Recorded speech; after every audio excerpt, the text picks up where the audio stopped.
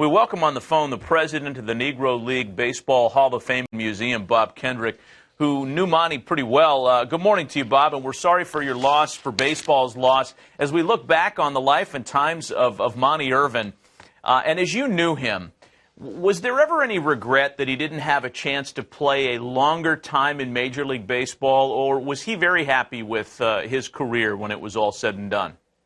Yeah, I think what you find, Matt, from those guys who played in the Negro Leagues, who then made and transitioned into the Major Leagues, no regrets whatsoever, because you couldn't convince them that they weren't playing the best baseball that was being played in the country. Everybody else thought that it was being played in the Major Leagues, but they never thought that it was being played in the Major Leagues. So they knew they were playing great baseball.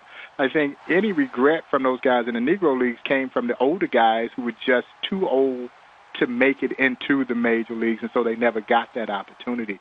But the thing that Buck O'Neil and Harold, you'll remember this, he said, I don't feel sorry for that I didn't get a chance to play in the Major League. Feel sorry for the people who didn't see me play. Those are the ones who missed out, and I think Monte and all those guys had that same kind of mindset.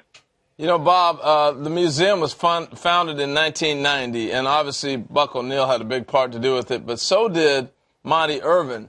And what was the thought process for Monte as the years continued to, and the stories were continuing to be told, and he saw it starting to come to fruition as the museum brought things forward? Proud. I mean, he was proud.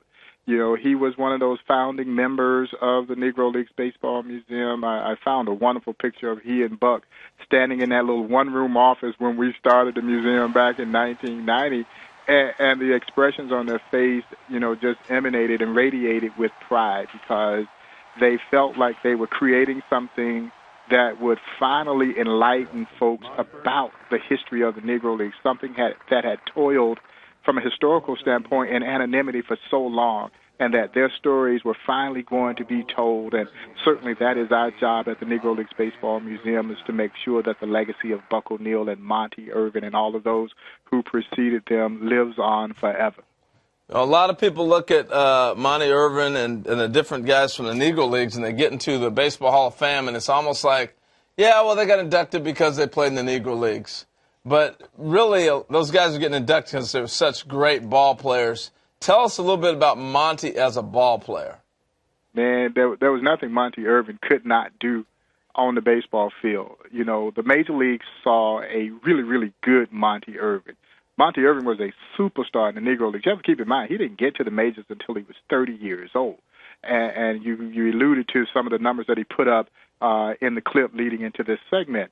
But, man, the Monte Irvin that played with the Newark Eagles, there was nothing that Monte Irvin couldn't do. First and foremost, he was a great athlete, multi-sport athlete, but a tremendous baseball player, played on some great Newark Eagles teams by, two of his Hall of Fame teammates, Larry Doby and Leon Day, both in the National Baseball Hall of Fame. And so Monte and Larry were there. They won the Negro League World Series in 1946.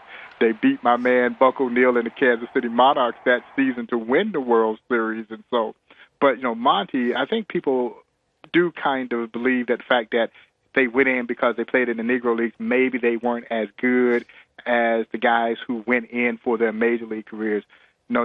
These guys would have been stars in any league. Monte Irvin would have been a superstar in any league, as he proved when he finally got to the Major Leagues. But, man, had they got Monte Irvin when he was 20, 21 years old, who knows what those numbers would have ultimately looked like.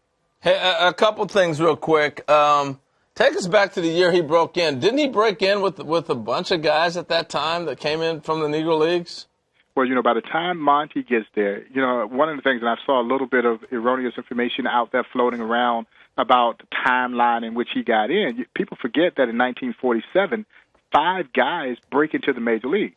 So Jackie goes up, Larry follows him over with Cleveland, but Hank Thompson, Willard Brown, and Dan Bankhead all make it into the Major Leagues in 1947, 48, Satchel goes up, and then 49, Monte comes over to the New York Giants. And, of course, Monte Irvin, Hank Thompson, and Willie Mays formed the Majors' first all-black outfield. All 3 of them, of course, had come out of the Negro Leagues. And so, again, it helps give people an indication of the talent that was there in the Negro Leagues. But, of course, the death of Monte Irvin also helps us understand how fragile this history is. I mean, I was having the same conversation with you guys last year around this time when Ernie Banks passed away. And then shortly after, Minnie Minoso. We're talking about three of the most recognized guys in Major League Baseball history who all have Negro League career roots, all gone in less than a year. So, it gives an indication of what we face every single day as we lose these guys. We do a very small part in trying to keep their memories alive. You do a much bigger thing in trying to keep the memories of an entire league alive with the museum, Bob. And I'm just wondering now, with Monte Irvin's passing, is there something different as to his exhibit or anything you're doing to recognize his career at the museum in Kansas City? Yeah, we are. We are right now in the midst of building a national traveling exhibition called Barrier Breakers.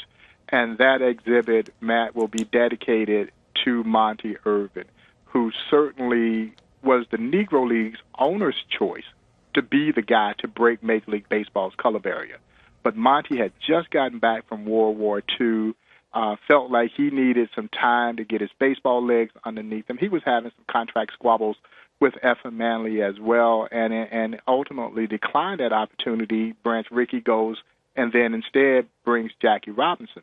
So the Barrier Breakers exhibit will look at the complete integration of Major League Baseball going back to 1947 with Jackie Robinson through 1959, with Pumpsie Green becoming the last player, African-American player to integrate a Major League team with the Boston Red Sox. And so this exhibit is going to be dedicated in memory of the legendary Monte Irvin. Boy, that's terrific. And I know that you'll keep us posted as to dates and locations of the traveling exhibit. We so appreciate your time, Bob, and we appreciate your knowledge. Do we learn something from you every time we talk to you? No, well, guys, thanks so much. Thanks so much for having me on, and certainly our condolences to the Irvin family.